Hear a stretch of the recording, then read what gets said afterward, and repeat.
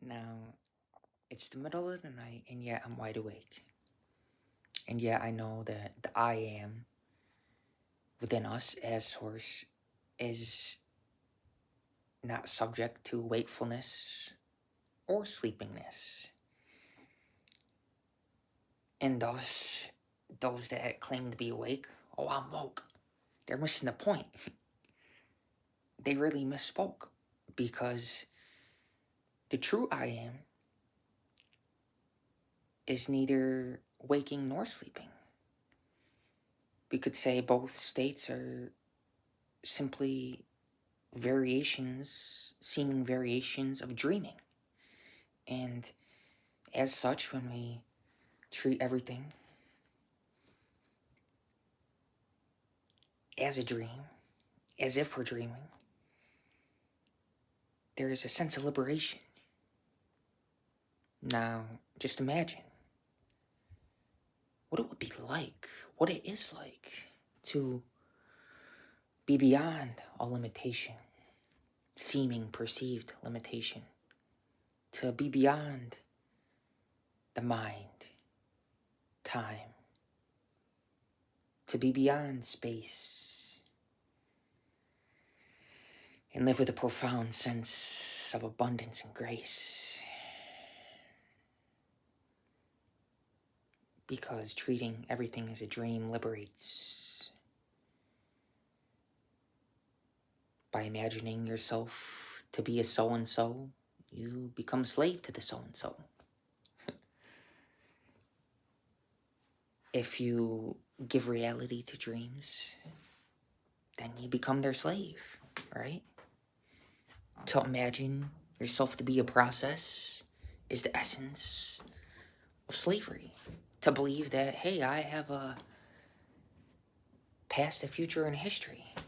When really, there's that part of us, our source, awareness of this source, to be perpetually living in that, and I won't even say state of consciousness, because it's beyond all states. The true us, our essence, our source, is not a state of consciousness, but it is pure consciousness. Unblemished, timeless, formless awareness, which is aware from within a body, but simultaneously beyond the body. And that is the seeming paradox, but not really. It's not a paradox. But it can be, depending on one's seemingly individual experience. We cannot deny this, that, hey, in this human experience, a lot of us experience conditions, and thus it's oftentimes referred to as the human condition. But there's a way of being in the world where you're unconditional, where there are no conditions, where you can be happy for no reason, where you can realize, hey, my essence, I am happiness, peace, bliss, abundance, always inwardly in a state of calmness, and doesn't need a reason. And thus, living unconditionally, there is no limitation. Because all limitations are really self-imposed. I was just speaking with a friend tonight, saying, hey, I had a milkshake from Denny's last night. For that reason. Because formerly I would have said, hey, I can't have a milkshake, that's bad for me. But who am I to judge? Who am I to say that God is in this, not in that? That God is in this pure distilled water, which before I perceived as being better than the milkshake. But hey, when you understand, when you feel, when you sense the profound sense of connectedness that, hey, God is in this and that. In fact, there is no this and that. And thus, who am I to pass judgments? Who am I to judge this milkshake and say, hey, that's bad for me? Who am I to impose that limit on myself, right? Because I am is the essence of purity. And nothing from outside can make the body unpurified. It says biblically, not verbatim, but essentially, that hey, nothing from the, and this is something that Jesus said, that hey, nothing from the outside that we ingest, that we consume, can make one unpure, because it goes into the body and then out the physical vessel. But it cannot contaminate the heart. It cannot change the heartfelt intent. In other words, no matter what happens with our body, with the physical vessel, with our holy temple, it cannot change one's heart, where their heart is. And thus they can perceivably sin and do all these things that, hey, someone may judge as, a religious person, a holy person, a righteous person wouldn't do those things. And it may seem that they're committing sin outwardly, but inwardly, they're always in a state, they're always fixed and focused on divinity and the Lord within and heaven within. And thus, no matter what they do, whatever action cannot contaminate them. Because there's that part of us that is beyond the body and beyond all concepts and is timeless. And everything that is physical is transitory. But we want to think beyond the body. Because honestly, and I used to be kind of trapped and limited in body consciousness and always thinking about how to survive and sustain this. And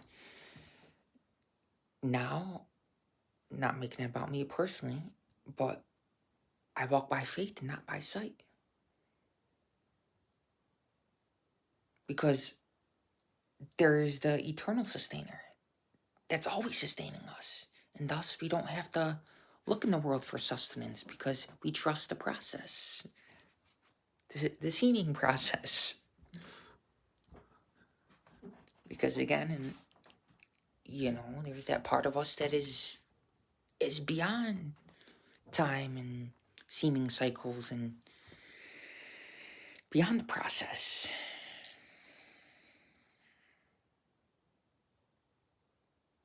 The part of us that is our essence, that is the essence of existence, life. And what is God but life? But energy.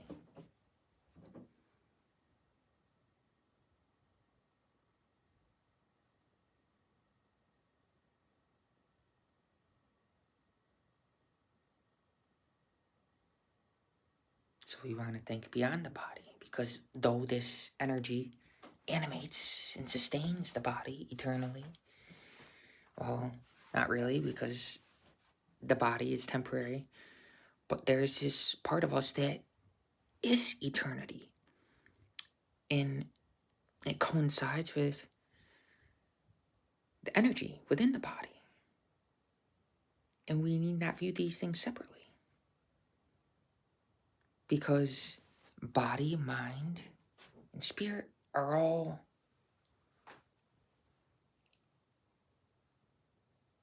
simultaneous. It's just that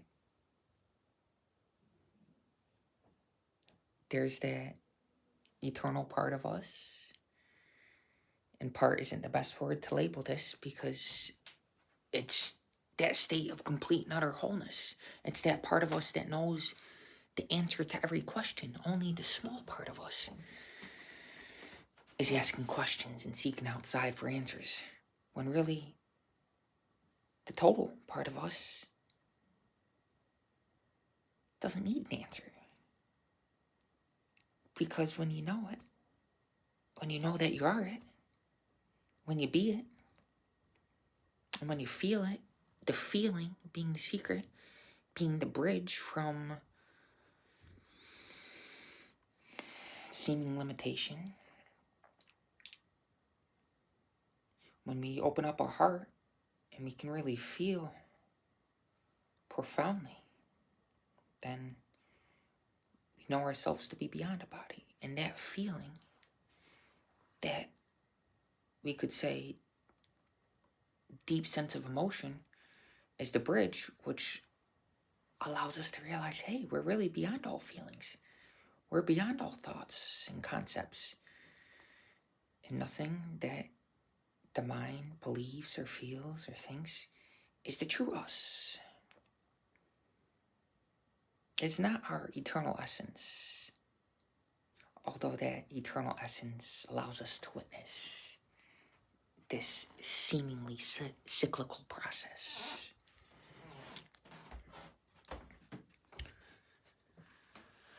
But the true us doesn't decay. It doesn't die. It's not born.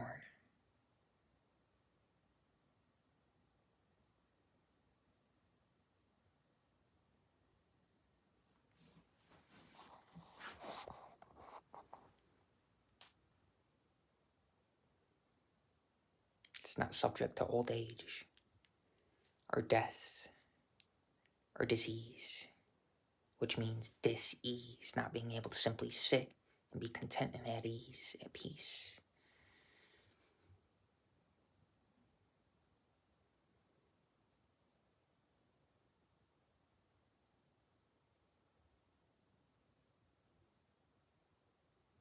Simply know that whatever you do, whatever you're guided to do, that the power is within you. You can affirm, I have the power. I am the power. And thus, with this awareness, as you go through your daily activity, and you're aware of this constantly, that the power, the eternal power is within me, that power builds up within you. And you get to share it with all of humanity. And that's the blessing.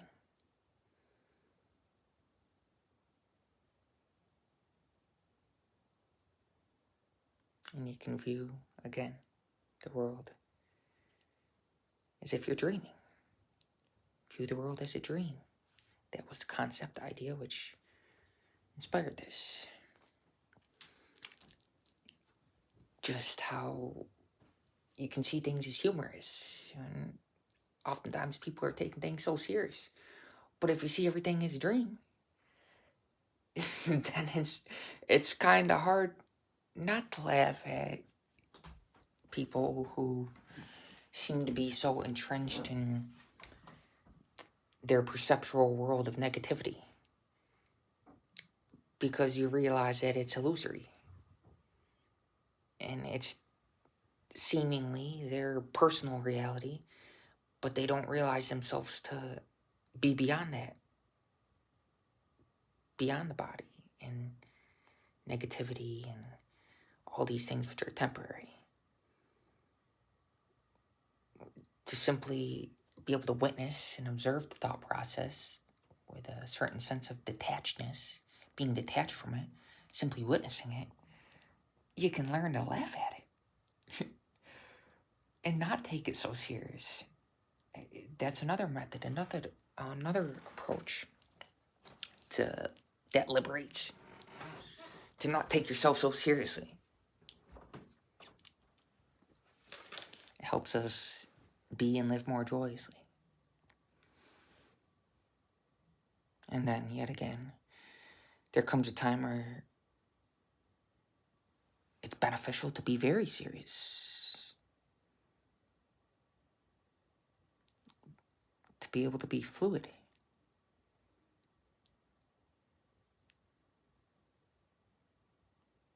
The flexible are preserved unbroken. Because they have no self-imposed limitation. They don't identify with thoughts that show up in mind that seem to suggest that they are not pure happiness, peace, bliss, and abundance. Any thoughts that suggest otherwise are simply illusory.